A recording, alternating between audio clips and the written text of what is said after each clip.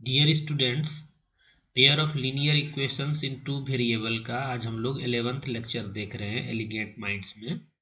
और इससे प्रीवियस वाले लेक्चर में हम लोग एक्सरसाइज सॉल्व कर रहे थे, उससे रिलेटेड कुछ प्रॉब्लम हम लोगों ने सॉल्व किया भी था, लेकिन टाइम कम होने की वजह से कुछ प्रॉब्लम सॉल्व नहीं हो पाया था। तो जो रेस्ट प्रॉब्लम था उसको आज सॉल्व करेंगे हम लोग। प्रॉब्लम हमारा कुछ इस प्रकार से था, ये 3.3 एक्सरसाइज कर रहे थे हम लोग।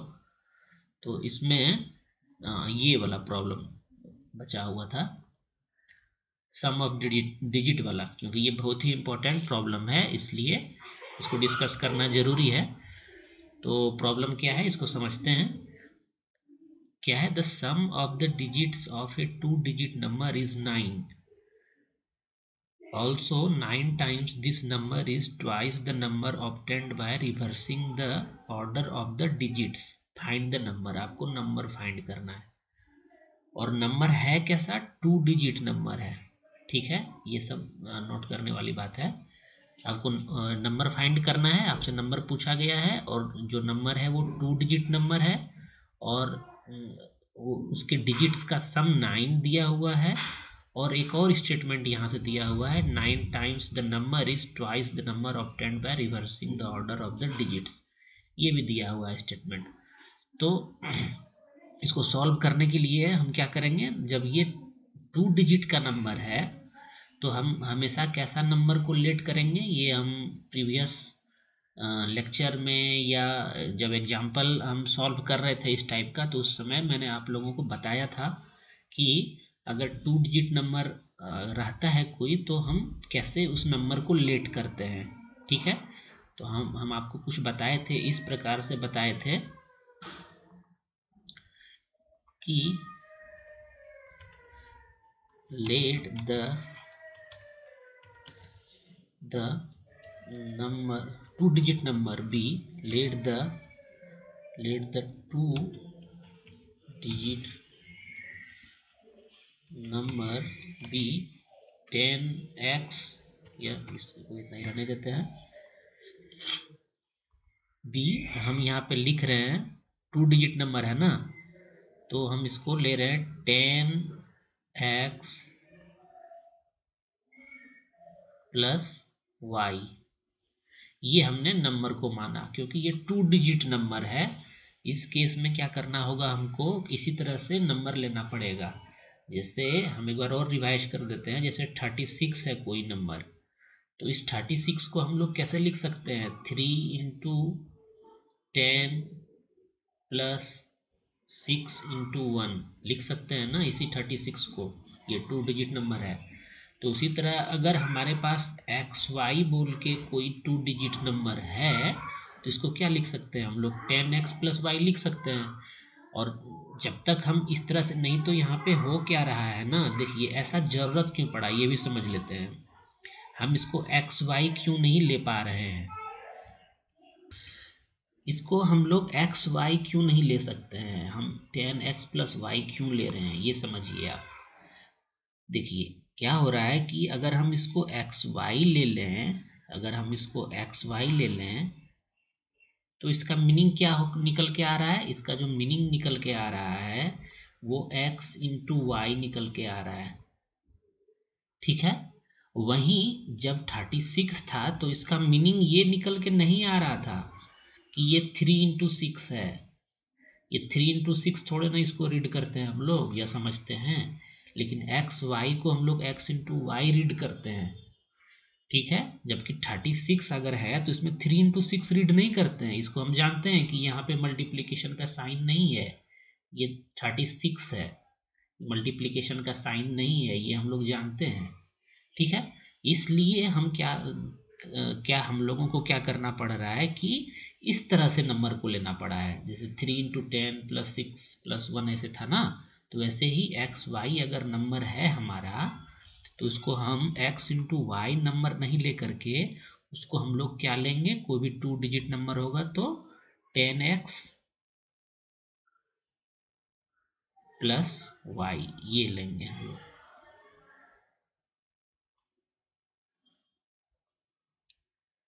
10 एक्स प्लस वाई, ये हम लेट करेंगे। कोई भी हमारे पास 2 डिजिट का नंबर होगा तो हम इसी फॉर्म में उसको लेट करेंगे। जबकि समझने के लिए आप इसको समझ सकते हैं कि हमारा नंबर कुछ इस प्रकार से है, एक्स वाई है। ठीक है, तो ये हमने लेट कर लिया कि 2 डिजिट का जो नंबर है वो 10x प्लस वाई है। अब हमारे पास ये तो है। अब स्टेटमेंट पढ़ेंगे और हम pair of linear equation form करेंगे।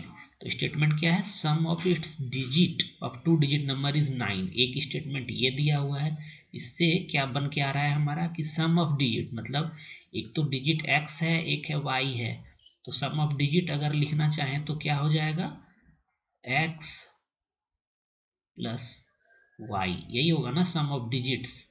सम ऑफ डिजिट कितना दिया हुआ है, 9 दिया हुआ है हमारे पास, एक इक्वेशन ये है। ठीक है, अब दूसरा स्टेटमेंट क्या पढ़ते हैं, 9 times this number is twice the number obtained by reversing the order of the digits. अब ये जो नंबर था अगर हम इसको रिवर्स कर दें, रिवर्सिंग द डिजिट कर दें, तो क्या हो जाएगा, after reversing the order of digits, अगर ये इस नंबर का हम कर दें 10x प्लस वाई का, तो क्या नंबर हो जाएगा, अगर रिवर्स कर दें इसका नंबर एक्स वाई था, अब इसको वाई एक्स कर दें, तब हम क्या लिखेंगे इसको, तब हम लोग ये लिख सकते हैं 10y, हाँ 10y सही है, 10y प्लस एक्स। अगर इसको हम रिवर्स कर दें, पहले एक्स वाई था लेकिन अब हम इसको रिवर्स कर दिए, वाई एक्स कर दिए, तो टेंस के प्लेस पे y आ गया ना, तो 10y प्लस एक्स हमने लिख दिया। अब ये नंबर आ गया। ठीक है, अब क्या बोल रहा है, 9 टाइम दिस नंबर, मतलब 9 time of this number is twice the number obtained by reversing the order of the digits. तो इसको हम लोग क्या लिख सकते हैं, स्टेटमेंट में अगर लिखना चाहें तो हम लोग ऐसा लिख सकते हैं, 9 time of the original number, मतलब 10x प्लस वाई, ये हमारा ओरिजिनल नंबर था, 9 time of this original number is equal to 2 times the new number after reversing the order of digits. जो हम लोगों को नंबर मिला है उसके 2 टाइम्स के बराबर है, यही स्टेटमेंट बोल रहा है ये। 9 time this number is twice the number obtained by reversing the order of the digits. तो हमने वही स्टेटमेंट यहाँ पे लिख दिया और यहाँ से हमको सेकेंड लीनियर इक्वेशन मिल जाएगा। देखते हैं इसको फर्दर अगर हम सॉल्व करें तो क्या मिल रहा है, ये 90x मिलेगा हमको यहाँ पे, और ये क्या मिलेगा, 9y मिलेगा, और इधर क्या मिलेगा, 20y मिलेगा प्लस 2x मिलेगा। ठीक है ना, अब इसको अगर रीअरेंज करें तो 2 इधर माइनस हो जाएगा, तो 88, ये आप लोगों को समझ में आता होगा इसलिए हम उतना डिटेल में स्टेप नहीं कर रहे हैं। वो माइनस हो गया तो 88x हो जाएगा इधर, और जब ये माइनस होगा तो ये हो जाएगा आपका 11y इक्वल टू 0 होगा। इसी को और अगर आप फर्दर सॉल्व करना चाहें, रिड्यूस करना चाहें, तो 11 से डिवाइड कर दीजिए, तो ये 8x हो जाएगा, 8x हो जाएगा ये। 11 से अगर इसको डिवाइड करेंगे और इसको भी अगर 11 से डिवाइड करेंगे तो ये हो जाएगा, और ये आपका कौन सा इक्वेशन आ गया, इक्वेशन सेकेंड आ गया। अब हमारे पास इक्वेशन फर्स्ट है, इक्वेशन सेकेंड है। अब इसको सिंपली आप एलिमिनेशन मेथड लगाइए या कोई भी मेथड लगाइए, क्योंकि ये एक्सरसाइज एलिमिनेशन मेथड का है तो हम एलिमिनेशन मेथड लगाते हैं। तो हम क्या लिख देते हैं, adding equation first and equation second. ठीक है,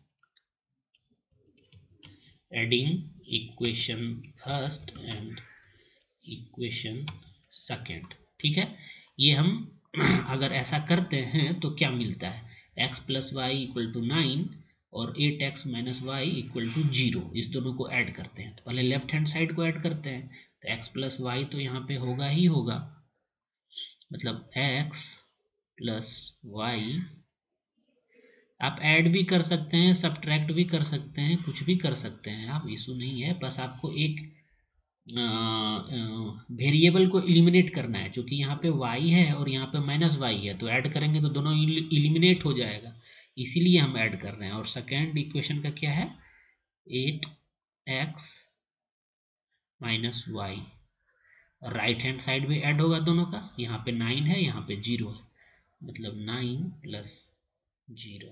ठीक है, अब इसको हम रिड्यूस करते हैं फर्दर, तो क्या हो गया आएगा, x प्लस 8x,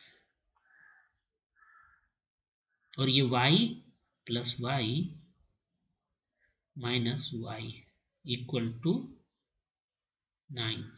ठीक है, ये आ रहा है, वाई वाई तो कैंसिल हो गया, मतलब क्या मिलेगा हमको, 9x इक्वल टू 9 मिल रहा है, और x का वैल्यू क्या मिल रहा है हमको, 1 मिल रहा है। अब इस x के वैल्यू को 1 को आप इस इक्वेशन में पुट कर दीजिए, चाहे इस इक्वेशन में पुट कर दीजिए, जिसमें आप पुट करना चाहें।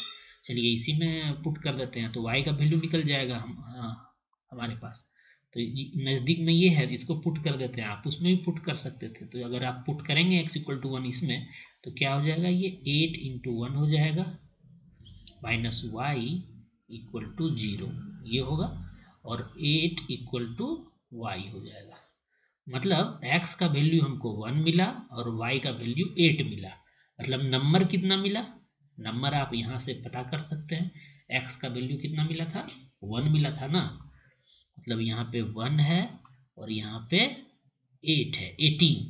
आप इसको इसमें रख के देख लीजिए, x के प्लेस पे 1 रखेंगे तो 10 हो जाएगा, और y के प्लेस पे आप 8 रखेंगे, तो ये नंबर आपका क्या निकल के आ रहा है, 18 निकल के आ रहा है। अब इसको वेरीफाई भी आप कर सकते हैं, सम ऑफ इट्स टू सम, इस 18 का सम ऑफ डिजिट निकालिए, कितना आ रहा है, 1 प्लस 8 9, 9 आ रहा है, यही क्वेश्चन में भी था। फिर क्या बोल रहा है, 9 times this number is twice the number of 10 very reversing. इसको अगर रिवर्स करेंगे तो नंबर क्या बन के आएगा, 81 बन के आएगा, और 9 टाइम्स इसको करिए, 18 को आप 9 टाइम्स करिए और इसको 2 टाइम्स करिए, देखिए दोनों इक्वल आ रहा है कि नहीं, आएगा इक्वल। तो इसका मतलब क्या है कि हमारा प्रॉब्लम सॉल्व हो चुका है, और हमारा नंबर क्या, जो नंबर क्या निकला, फाइंड द नंबर क्या निकला हमारे पास, 18 निकला, यही आंसर हो जाएगा इसका, 18। ठीक है, ये और वेरीफाई भी करके देख चुके हैं हम लोग, समझ में आ गया होगा आपको। ठीक है, अब हम लोग इसका देखते हैं और भी कोई इंपॉर्टेंट क्वेश्चन है क्या, उसको हम सॉल्व करने का प्रयास करेंगे। ठीक है, इसमें देखते हैं और कोई इंपॉर्टेंट क्वेश्चंस है क्या इस एक्सरसाइज में। ये तो यहाँ तक हो गया, देख लेते हैं। हाँ, यहाँ पे कुछ क्वेश्चन है, Meena went to a bank to withdraw 2000, she asked the cashier to give her 50 and, हाँ ये भी क्वेश्चन देख लेते हैं हम लोग, ये भी इस टाइप का क्वेश्चन नहीं देखे हैं तो देख लेते हैं। क्या बोल रहा है, Meena went to a bank to withdraw 2000 rupees, she asked the cashier to give her rupees 50 and rupees 100 notes only. Meena got 25 notes in all. Find how many notes of rupees 50 and rupees 100 she received. तो आपसे यहाँ पे question पूछा है कि Meena bank में गई और उसको टोटल 2000 रुपीज़ विड्रॉ करना है, और उसने कैशियर को बोला कि हमको सिर्फ 50 रुपीज़ का नोट चाहिए और 100 रुपीज़ का ही नोट चाहिए, इसके अलावा हाँ हम दूसरा नोट नहीं लेंगे, हमको ज़रूरत नहीं है। ठीक है, तो इस तरह से आपसे पूछा गया है कि 2000 जो उसने विथड्रॉ किया तो उसमें 50 का नोट और 100 का नोट कितना हुआ, तो हम लेट कर लेते हैं कि 50 का नोट जो है x नंबर ऑफ 50 का नोट उसको मिला और y नंबर ऑफ 100 का नोट मिला, हम लेट कर लेते हैं इसको, और उसके बाद x और y का वैल्यू निकाल लेंगे, pair of linear equation form करेंगे, फिर उसका सॉल्यूशन निकाल लेंगे। ठीक है, तो अगर हम इसका पेयर ऑफ लीनियर इक्वेशन निकालना चाहें तो क्या निकल के आएगा, सबसे पहले तो यहाँ पे एक इंफॉर्मेशन दिया हुआ है, Meena got 25 notes in all, मतलब क्या है कि x 50 रुपीज़ का नंबर ऑफ नोट्स था और ये y जो है वो 100 रुपीज़ का नंबर ऑफ नोट्स है, और टोटल नंबर ऑफ नोट्स कितना है, 25 है, यही इंफॉर्मेशन है ना यहाँ पे, 25 नोट्स इन ऑल। तो इससे हमारा एक इक्वेशन फॉर्म हो गया, लीनियर इक्वेशन। अब और क्या बोल रहा है कि अगर 50 रुपीज़ का x नंबर ऑफ नोट्स है, अगर 50 रुपीज़ का x नंबर ऑफ नोट्स है तो टोटल अमाउंट कितना होगा उसका, मान लेते हैं अगर 50 रुपीज़ का 2 नोट है तो 50 इंटू 200 रुपीज़ टोटल होगा उसका अमाउंट, या 50 रुपीज़ का मान लेते हैं 5 है तो 50 इंटू 5 250 अमाउंट होगा टोटल। तो अगर एक्स नंबर ऑफ नोट्स है 50 रुपीज़ का तो अमाउंट कितना होगा 50x होगा ना, और y नंबर ऑफ 100 का नोट है तो अमाउंट कितना होगा 100y होगा, उसी तरह से 100y होगा। और यही टोटल अमाउंट कितना निकालना था उसको 2000 निकालना था। तो ये हमारा सेकेंड लीनियर इक्वेशन फॉर्म होके आ गया, फर्स्ट और सेकेंड। अब इसी दोनों को लीनियर इक्वेशन को सॉल्व करेंगे तो x और y का वैल्यू निकल के आ जाएगा। तो ये आप खुद से करिएगा, ये आपको हम आपके लिए छोड़ रहे हैं, हम बस इसको समझा के आपके लिए छोड़ दिए, ये आप बना सकते हैं, ठीक है। अब हम देख लेते हैं ये 5th नंबर क्वेश्चन क्या बोल रहा है। A lending library has a fixed charge for the first 3 days, and additional charge for each day thereafter. Sarita paid 27 rupees for a book kept for 7 days, ठीक है, while Susie paid 21 rupees for the book she kept for 5 days. Find the fixed charge and the charge for each extra day. तो देखिए यहाँ पे इस तरह का question हम लोग पहले भी सॉल्व कर चुके हैं। आपको फाइंड क्या करना है, फाइंड द फिक्स्ड चार्ज। तो फिक्स्ड चार्ज को हम लोग एक्स लेट कर लेते हैं and the charges for each extra day, इसको वाई कर लेट कर लेते हैं। एक्स रुपीज जो है उसका कौन सा चार्ज है, फिक्स्ड चार्ज, और rupees R S rupees Y per day उसको एक्स्ट्रा चार्ज देना पड़ेगा। लेकिन ये एक्स्ट्रा चार्ज कब लगेगा, 3 डेज के बाद लगेगा। 3 दिन के लिए अगर आपने बुक लिया है तो आपको एक्स रुपीज ही पे करना पड़ेगा। लेकिन आप 3 दिन से ज़्यादा के लिए बुक अगर रखना चाह रहे हैं आप अपने पास, तो 3 दिन से ज़्यादा जितना भी नंबर ऑफ डेज होगा उसके हर एक डे के लिए आपको वाई रुपीज पे करना पड़ेगा, ठीक है। तो यहाँ पेयर ऑफ लीनियर इक्वेशन कैसा फॉर्म होगा देखते हैं हम। यहाँ अगर pair of linear equation form करना चाहें तो ये पहले सरिता वाला देखते हैं कि सरिता पे 27 रुपीज़ फॉर 7 डेज। तो देखिए 3 डेज के लिए तो एक्स रुपीज उसको पे करना ही पड़ा, ठीक है। अब 7 डेज उसने रखा है तो 3 से ज़्यादा कितना डे है, 4 डे है ना, तो 4 डे के लिए उसको पर डे वाई रुपीज़ पे करना पड़ा। मतलब टोटल कितना पे करना पड़ा, 4y ना, हर एक डे के लिए वाई रुपीज़ पे करना पड़ रहा है। जो भी 3 दिन से ज़्यादा डे हो रहा है उसके लिए वाई रुपीज़ पे करना पड़ रहा है, और एक्स रुपीज़ तो उसको पे करना ही पड़ेगा फर्स्ट 3 डे के लिए। तो टोटल सरिता ने जो पे किया अमाउंट वो एक्स प्लस 4y किया, और यही अमाउंट आपके बुक क्वेश्चन में दिया हुआ है कि 27 है, तो ये 27 के इक्वल होना चाहिए। ये हमारा फर्स्ट इक्वेशन आ गया। अब वहीं पर दूसरा सूसी है जिसने कि 5 डेज के लिए बुक रखा है। तो अब इसने जो 5 डेज के लिए बुक रखा है तो फर्स्ट 3 डेज के लिए उसको एक्स रुपीज़ देना पड़ा। फिर जो एक्स्ट्रा डे हुआ 2 डेज जो एक्स्ट्रा हुआ, 5 डे है ना, 3 डेज के लिए एक्स रुपीज़ दे दिया उसने। अब 2 डे जो एक्स्ट्रा हुआ उसके लिए वाई रुपीज़ पर डे उसको पे करना पड़ा होगा, और ये कितना पे करती है 21 पे करती है। तो ये सेकेंड इक्वेशन हमारा फॉर्म होके आ गया। अब इसी इक्वेशन को हमको सॉल्व करना है तो ये एक्स और वाई का वैल्यू निकल के आ जाएगा। ये सिंपल है, ठीक है। तो ये एक्सरसाइज लगभग ख़त्म हो चुका है। अब इसमें कुछ बचा नहीं है। अब इससे इस टॉपिक का सारा प्रॉब्लम भी हम लोगों ने देख लिया, सारा थ्योरी पार्ट भी देख लिया। अब हम लोग जो नेक्स्ट लेक्चर में पढ़ेंगे वो क्वाड्रेटिक इक्वेशन पढ़ेंगे, ठीक है। हम लोग नेक्स्ट लेक्चर से क्वाड्रेटिक इक्वेशन पढ़ेंगे। अगर इस टॉपिक से रिलेटेड कोई भी जो इसमें मेथड है या फिर कोई भी प्रॉब्लम है जो, या फिर कहीं पर भी कुछ समझने में आपको प्रॉब्लम हुआ है तो आप हमें कमेंट करके बता सकते हैं कि किस टॉपिक से या कहाँ पे आपको समझने में दिक्कत हो रहा है। उसको मैं फिर से एक्सप्लेन कर दूंगा, और अगर ज़रूरत पड़ा तो उसके लिए फिर से क्लास भी ले लूँगा, ठीक है। तो अभी के लिए बस इतना ही। हम लोग नेक्स्ट लेक्चर में क्वाड्रेटिक इक्वेशन पढ़ेंगे। और अगर आपको हमारा लेक्चर अच्छा लग रहा है तो आप हमें बेशक जताइए लाइक करके, सब्सक्राइब करके हमें बताइए कि आपको हमारे लेक्चर से बेनिफिट हो रहा है। ठीक है, thanks for watching elegant minds. मिलते हैं हम लोग नेक्स्ट लेक्चर में।